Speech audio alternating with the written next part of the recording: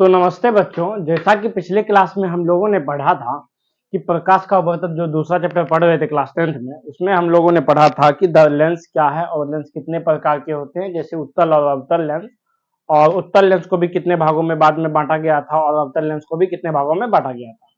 तो उसको हमने अच्छी तरीका से पढ़ लिया था। अब आगे का टॉपिक है, कल हमने बताया था कि जैसे ये लेंस होता है, जैसे ये लेंस बना है, तो इसमें दो गोलीय ज्यामितीय सतह का उपयोग हुआ था, जो इस तरह से क्या बनाता था, गोल। और इसमें बताए थे कि यहाँ पे क्या होता है, वक्रता केंद्र, और यहाँ पे भी वक्रता केंद्र, यहाँ पे भी फोकस होता है और यहाँ पे भी फोकस, यानी कि दो फोकस और दो वक्रता केंद्र होता है।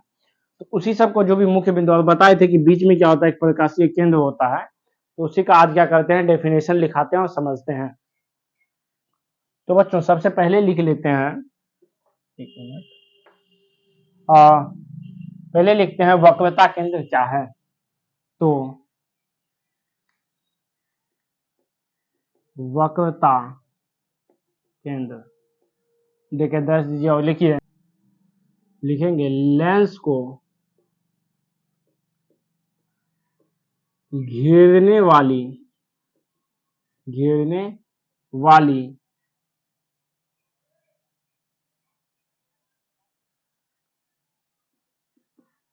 गोलीय सतहों के केंद्र को, गोलीय सतहों के केंद्र को वक्रता केंद्र कहते हैं, वक्रता केंद्र कहते हैं। इसे क्या करते हैं, सी से डिनोट करते हैं, लिखेंगे इसे सी से डिनोट किया जाता है। अब आगे लिखते हैं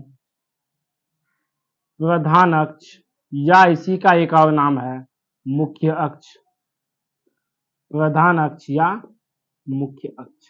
देखिए क्या है कि दो गोलीय सतह को क्या किए, घेरने वाले लेंस को क्या बोले थे, वक्रता केंद्र बोले। यही वक्रता केंद्र को एक सरल रेखा से मिलाते हैं, जिसको बोलते हैं प्रधान अक्ष या मुख्य अक्ष। तो बोलेंगे दोनों वक्रता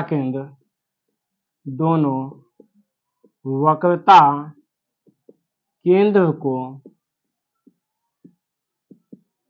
मिलाने वाली सरल रेखा को लेंस का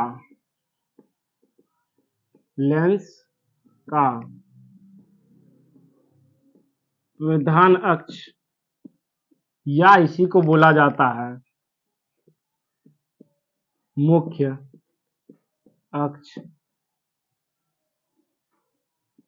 कहते हैं, प्रधान अक्ष या मुख्य अक्ष कहते हैं।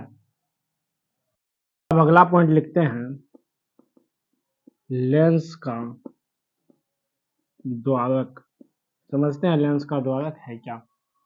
लेंस की वृत्तीय परिधि के व्यास को, जैसे क्या करते हैं, लेंस जब भी बनाते हैं तो दो ज्यामितीय सतह को आपस में मिला के बनाया जाता है। इसकी जो परिधि होती है, परिधि यानी कि यहाँ से यहाँ तक, उसके व्यास को ही क्या बोले जाते हैं, व्यास जो है उसी के व्यास को बोला जाता है लेंस का द्वारक। लेंस का क्या बोला जाता है, द्वारक। तो लिखेंगे यहाँ पे लेंस की परिधि के व्यास को लेंस का द्वारक कहते हैं।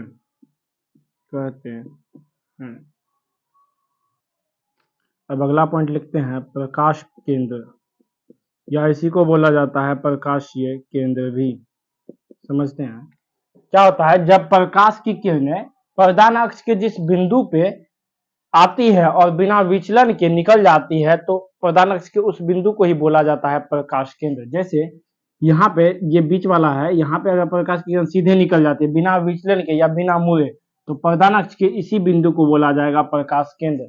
ये अक्सर क्या होता है, लेंस के बीचों बीच होता है। तो लिखेंगे यहाँ पे प्रकाश की किरणें प्रकाश की किरणें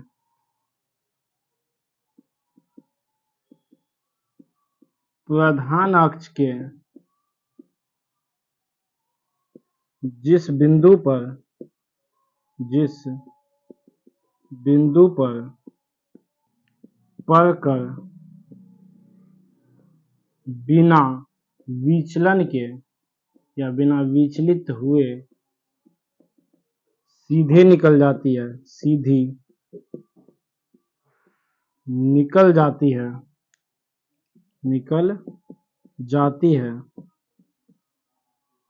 उस बिंदु को लेंस का प्रकाश केंद्र कहते हैं, प्रकाश केंद्र कहते हैं। अब बच गया है फोकस, तो फोकस के बारे में लिखाते हैं, फिर फोकस दूरी लिखाएंगे। एक बार और इसको समझ लेते हैं कि वक्रता केंद्र जो है लेंस को घेरने वाली, जैसे ये लेंस यहाँ पे ये बनाए हैं, इसको घेरने वाली सतहों के बीच का केंद्र को, बीच के केंद्र को, यहाँ पे जो बीच का केंद्र है इसी को बोले हैं वक्रता केंद्र। इसको क्या चीज से डिनोट किए, तो सी से इसको डिनोट किए हैं। आगे है प्रधान अक्ष। दोनों वक्रता केंद्र, जैसे ही मान लेते हैं कि ये एक लेंस बनाने के लिए जो ज्यामितीय सतह या वृत्तीय का प्रयोग किए हैं, उसके केंद्र को क्या बोले थे, वक्रता केंद्र। एक यहाँ पे था और एक यहाँ पे था। इस दोनों वक्रता केंद्र को जिस सरल या सीधी लाइन से मिलाए हैं उसी को बोले हैं प्रधान अक्ष, या इसी का एक और नाम है जिसको बोलते हैं मुख्य अक्ष बोलते हैं। अब है लेंस का द्वारक। तो लेंस की परिधि, लेंस की वृत्तीय परिधि बोले या परिधि बोलते हैं, कि व्यास को क्या बोलते हैं, लेंस का द्वारक बोला जाता है। आगे लिखा है प्रकाश केंद्र। प्रकाश की किरणें प्रधान अक्ष के जिस बिंदु पर पड़कर बिना विचलित या बिना मुड़े, विचलन को ही बोलते हैं मुड़ना, विचलन को क्या बोलते हैं, मुड़ना, या अपने पथ से बिना विचलित हुए सीधी निकल जाती है, उस बिंदु को क्या बोलते हैं, लेंस का प्रकाशीय केंद्र कहते हैं। इसे लिख लीजिए एक और पॉइंट कि इसे ओ से डिनोट करते हैं, लिखेंगे इसे ओ से डिनोट करते हैं, इसे ओ से डिनोट करते हैं। आप लोग इसे नोट डाउन कीजिए, फिर आगे बढ़ाते हैं। तो बच्चों अगला पॉइंट पढ़ाते हैं फोकस के बारे में, तब पढ़ाएंगे फोकस दूरी क्या होता है। तो समझते हैं पहले फोकस।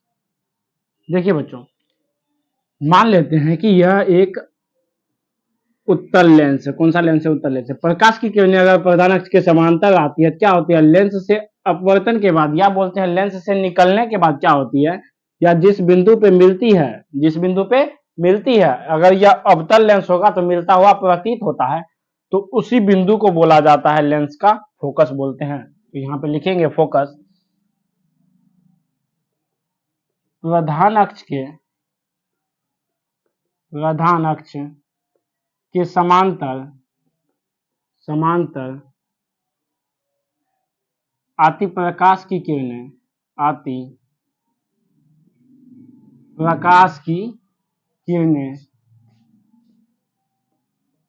लेंस से निकलने के बाद